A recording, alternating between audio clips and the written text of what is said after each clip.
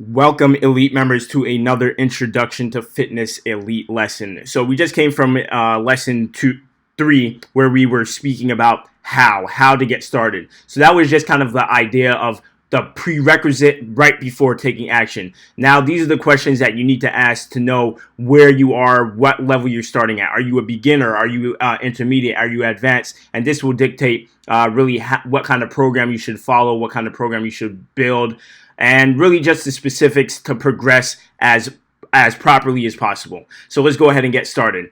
The first step. Before ever performing your first exercise session, you should always evaluate your physical readiness level. This is imperative. Once again, if you don't have a personal trainer, this is why you're in here and you're learning this right now, but I'm just adding this in here just so you're aware. Having a personal trainer perform such tasks can be of great help, as they are trained to carry out these tests. The goal of exercise is to enhance your life, not cause any additional problems in the form of injuries and mental fatigue from uncertainty of what's going on with your body. That's very important because not only can it can be intimidating to go begin working out and you have no idea what you're doing. You don't know if you're progressing. You don't know if you're performing the proper exercises. It's like, I'm here, I don't know what to do, even though I want to get started. So having someone who is knowledgeable, you have elite coaches here, you can always talk to them, who's knowledgeable. If you have questions, you're like, look, I don't know if I'm a beginner, I don't know if I'm advanced. It's a genuine question that people really do have sometimes. So let's move on here. How to assess and identify your physical readiness level. There are a series of questions which will give you your estimated physical readiness level. Now, these series of questions will really open up your eyes and being aware as to what level you're at. So these are the questions. I'm going to show you really the classification below, but right now let's just look at the questions in and of themselves that you should be asking yourself. Are you currently following a resistance training program? How long have you been following a regular resistance training program? Now, assuming you answered, yes to that, then this would be the follow-up question. How many times per week do you resistance train? Now, just in case you forgot what resistance training is, it's anything where resistance is involved. So it can be calisthenics or it could be weight training. That's resistance training. How difficult or intense are your resistance training workouts? What types and how many resistance training exercises can you perform with proper technique?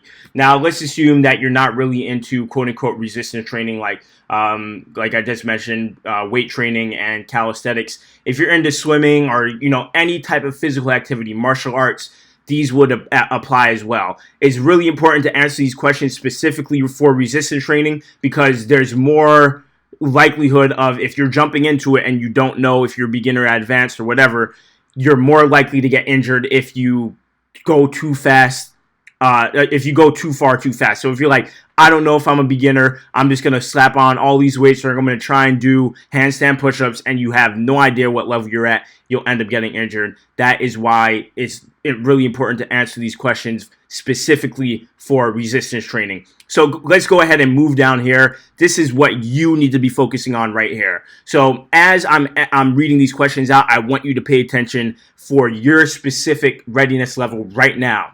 Go ahead and pay attention to that right now because this is what will dictate what category you fall in. Will be beginner, intermediate, advanced. So number one, like I said, we just read those questions above.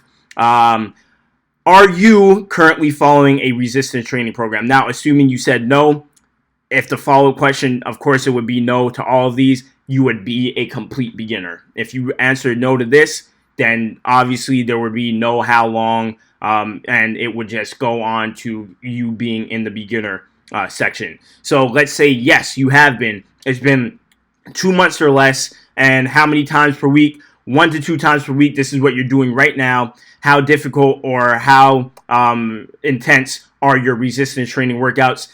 If they're low, then you would still fall into this right here, 3 to 5 machine exercises. So you would have seen, or you will see soon, what kind of this means. Machine, core, assistance exercises. You're going to learn about that if you don't know what it is already. So you would be a beginner by this stage.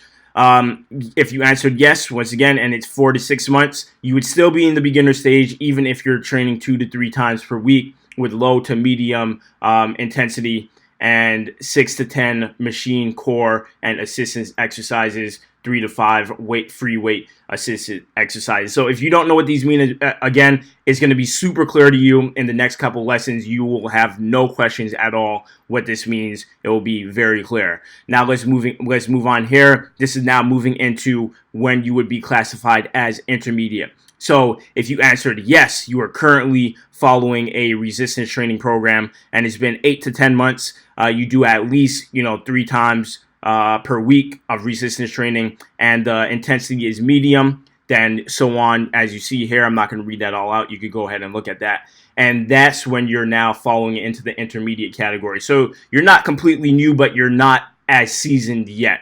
And this would include if you've worked out before, but you've gone more than 6 months without working out. It's important to pay. Maybe your knowledge might be intermediate or advanced, but you got to keep in mind that your body has been detrained and you need to treat it just like you've been starting for the first time, because you still will be more prone to injury trying to jump right back in. So go ahead and once again read from here, read through everything.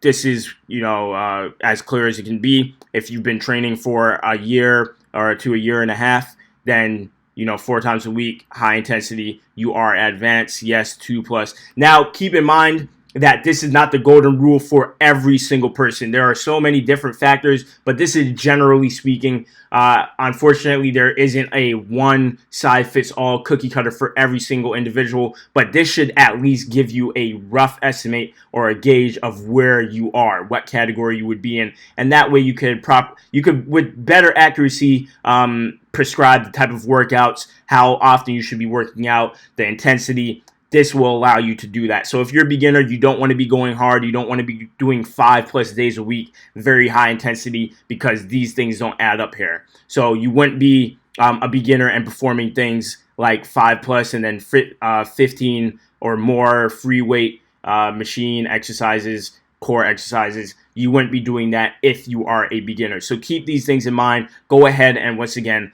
identify this for yourself. Answer these questions. Where are you right now? Are you haven't been training at all? You've never trained before? Have you been training for 4 to 6 months? Keep these things in mind. And when you do identify it, keep that in mind. Write it down. Have it a place where because moving forward, this is what will dictate what kind of exercises, how often, the rest periods, all these things leading into making proper progress. So keep that in mind, and I will see you in the next lesson.